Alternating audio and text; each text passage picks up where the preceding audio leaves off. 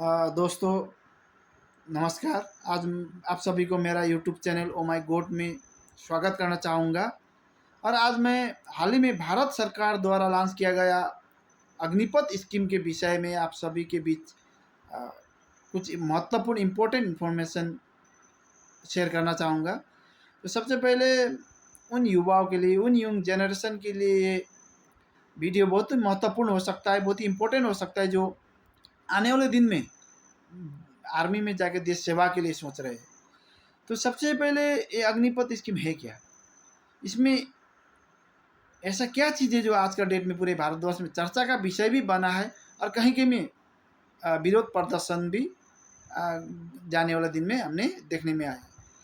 तो सबसे पहले देखिए, जितना भी आर्मी बोलिए, नेवी या इंडियन आर्मी, नेवी या एयरफोर्स, उन सभी में जितने भी ऑफिसर पोस्ट के रैंक के नीचे के लोग होते हैं, यानी जीडी, क्लार्क, अ, हवलदार, ये सब पोस्ट में भर्ती लेने का एक प्रक्रिया, एक माध्यम ये अग्निपथ स्कीम है। तो जिन युवाओं को भी तो आर्मी में या इंडियन आर्मी में, नेवी में, एयरफोर्स में जाना है लेकिन ऑफिसर रैंक के नीचे से, तो उन सभी युवाओं को, उन सभी यंग यंग जनरेशन को इस अग्निपथ स्कीम के माध्यम से ही जाना पड़ेगा। तो इसमें और क्या चीज़ें जो हमें जानना ज़रूरी है? तो इसमें बहुत ही महत्वपूर्ण चीज़ ये है कि इस स्कीम के माध्यम से भर्ती लिया गया युवाओं को, इस स्कीम के माध्यम से भर्ती लिया गया यंग जनरेशन को या सेना को सिर्फ 4 साल के लिए ही देश सेवा का मौका मिलेगा।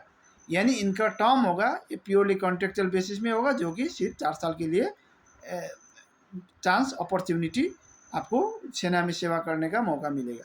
तो उसके बाद उनको रिटायरमेंट कर दिया जाएगा। और इस अग्निपथ पथ स्कीम के माध्यम से भर्ती जो लोग होते हैं, जो सेना होते हैं, उनको अग्निवीर का नाम से जाना जाएगा। और जिनके 4 साल टर्म खत्म होने के बाद इन अग्निवीरों को रिटायरमेंट कर दिया जाएगा। लेकिन इसमें एक चीज़ और हमें महत्वपूर्ण जानना ज़रूरी है। वो क्या है कि इसमें से 25% यानी मैक्सिमम 25% को और आगे जाने का मौका दिया जाएगा। यानी उसमें से 25% लोगों का जो कॉन्ट्रैक्ट होता है उसको एक्सटेंड करके 15 ईयर्स के लिए और बढ़ाया जाएगा। यानी सोचिए, कोई पार्टिकुलर बेच में हुआ 100 युवा जोड़ा हुआ है, कोई पार्टिकुलर बेच में 100 युवा जोड़ा है, तो 100 में से 25, मैक्सिमम 25 को according to criteria, according to necessity, उसमें ज़रूरी के हिसाब से, उस पार्टिकुलर बेच में ज़रूरी के हिसाब से उन्हें फिर लिया जाएगा और मेरिट के हिसाब से। तो जो 75% हो गए उनका परमानेंटली उनको रिटायरमेंट कर दिया जाएगा। और रिटायरमेंट हुआ करने के बाद उन्हें एक अग्निवीर नाम से जाना जाएगा। तो दूसरा पॉइंट में मैं आप सभी को सैलरी का विषय भी मैं भी बताना चाहूँगा। तो इन अग्निवीरों का सैलरी होगा, फर्स्ट ईयर यानी पहला ज्वाइनिंग वाला वर्ष, उनका 30,000 करके पर मंथ दिया जाएगा। तो वैसे ही सेकेंड ईयर्स उनको 33,000 करके पर मंथ दिया जाएगा।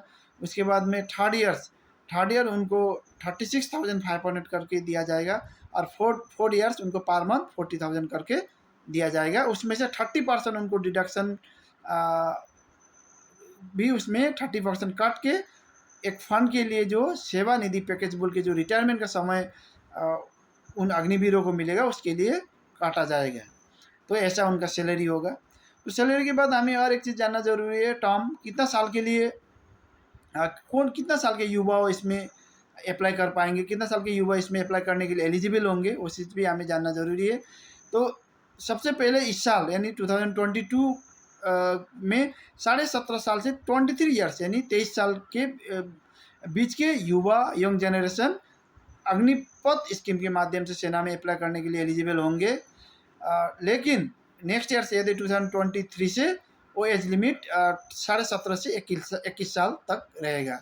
इस साल 2 ईयर्स एक्सटेंड कर दिया गया है, क्योंकि 2020 और 21 में कोई सेना में भर्ती नहीं ले पाया था कोरोना की वजह से, इसीलिए इस साल वो 2 ईयर्स रिकवर्ड के लिए 2 साल इस साल एक्सटेंड कर दिया गया है। तो यानी 23 साल तक के युवाओं इस अग्निपथ स्कीम के माध्यम से इस वर्ष सेना में भर्ती हो पाएंगे। तो और इसमें हमें बहुत इम्पोर्टेंट चीज़ जानना क्या ज़रूरी है, तो रिटायरमेंट के बाद में क्या, जो रिटायरमेंट होंगे, जो अग्निवीर रिटायरमेंट होकर निकलेंगे, उनको क्या एडवांटेज है, क्या फ्यूचर में उनके लिए क्या स्कोप है, मैं उस चीज़ में भी कुछ संक्षिप्त में मैं आप सभी को बोलना चाहूँगा। जो 25% है, जो उनको तो रेगुलर कर दिया जाएगा, लेकिन जो बचा हुआ जो 75% है, उनके लिए एक सेवा निधि पैकेज बोल के जो रखा गया है, जो मैंने आप सभी को थोड़ा आगे भी बताया, सैलरी से 30% डिडक्शन करके रखा हुआ होता है, जिसमें से वो सैलरी से डिडक्शन करने वाला पैसा लगभग 5.5 लाख जमा होता है, और उतना ही पैसा गवर्नमेंट ऑफ इंडिया का तरफ से जमा करके लगभग 11 लाख करके इंटरेस्ट इंक्लूड करके लगभग 11.5 लाख रुपया वन टाइम पेमेंट सेवा निधि पैकेज के हिसाब से उन अग्निवीरों को दिया जाएगा रिटायरमेंट के बाद।